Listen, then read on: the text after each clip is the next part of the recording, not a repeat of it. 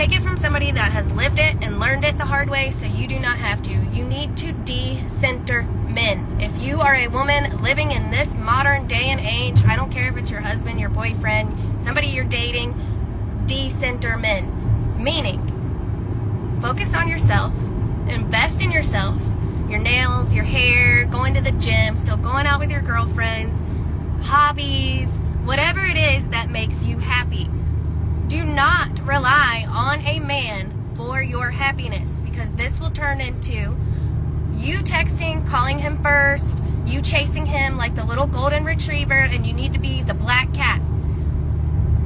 A man is a natural born hunter. They like a chase. And if you are always the one initiating dates, initiating calls, texts all day long, you're probably nagging him, trying to micromanage him because you are unhappy because you are not filling your own cup.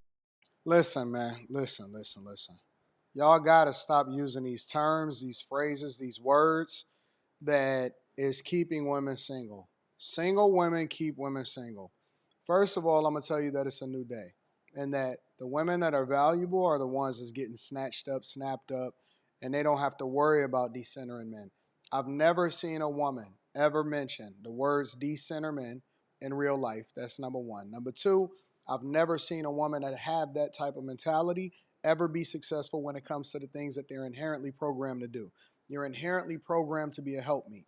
You're inherently programmed to have your happiness directly tied into your ability to be a nurturer. If you don't have anybody to nurture, if you don't have anybody to cover you, if you don't have anybody to protect you, then how are you going to be successful in life as far as achieving the apex of what it really means to be a woman? Because your true nature, the true superpower that you guys have, is to lean into your femininity, and you're going to let these women keep y'all broke. You know what I've seen lately, honestly, from the women that are successful when it comes to life and relationships, is that they are very intentional and they are very dedicated to being very, very, very much visible to the thing that they really want. She telling you to be a black cat to be stealthy. You know who gonna find you? You know who gonna find you? The person that's digging in the trash when you going to get the trash out of the trash can. Real talk. Like all of this extra stealthy and all of this and be a black cat don't want to. Now, there's a middle road here. There's a middle road. And the middle road is every woman is supposed to be a good adult. You are supposed to be a person that is good, intentional, can take care of your business. You are supposed to be purposeful, working, going to work every day, taking care of business, being responsible, not being for the streets, finding yourself, meaning that you should learn how to date yourself, find purpose on whatever thing that's meaningful to you. Do volunteer work, right? Do whatever it is, nurture your business. That is not being anything extra. Y'all act like y'all need brownie points to do the things that you're supposed to do. That is called being an adult.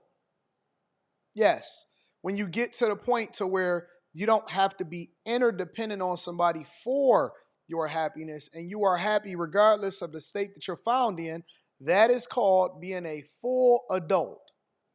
You don't get a cookie for that. You don't get like women that say, yeah, I take care of my kids. What, you want, a cookie? You know that that's what you're supposed to do, right? You don't get extra credit for that. The same way that I expect for a man to be there for his children. You don't get accolades for that. That is what you're supposed to do. So when they say, hey, decenter men, they're often at times referring to an extreme version of not paying attention to men. And I've seen so many different definitions. It kind of reminds me of what being pro-black is, right? Because if you talk to 3 different people and you ask them, what does it mean to be pro-black? You're going to get 3 different answers. Real talk, you're going to get 3 different answers. Some people are going to say, well, being pro-black is making sure that you marry black women or black men and that you keep the black dollar within the community. And then another person is going to say, so wait a minute. You telling me I can't be pro-black just because I'm not necessarily interested in or have a preference for black men or black women? You telling me that I can't contribute into the community? You telling me that I can't hire black people? You telling me that I can't be purposeful when it comes to adding value into the young kids and being a good mentor and being a good steward and so on and so forth. And then one person gonna say, yeah, and the other person is gonna say, no. And then the other person is gonna say, well, can you be pro something but not be of it? And then everybody is going to be in shambles. Hey, can you be pro-black if you break up a household, but then you got a baby mama, but you only date black women? Is that being anti-pro-black because you're actually doing a thing that we advocating against and that ruins communities? Oh, no, but you're still black. You're going to get 3 different answers from 3 different people, 5 different answers from 5 different people, and 10 different answers from 10 different people. So you got a bunch of women that are running around keeping women single women keeping women single, and they're all using this new phrase called decentering men. And some of them are going to say, hey, no, decentering men means I don't want nothing to do with you. I don't want to have kids with you. I'm not interested in you. Ugh, men give me the ick.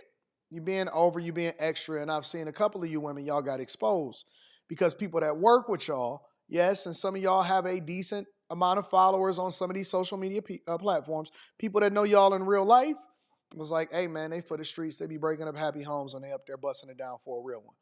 Hey, dog, everybody at the place, they all ran through her. That's why she all bitter about it.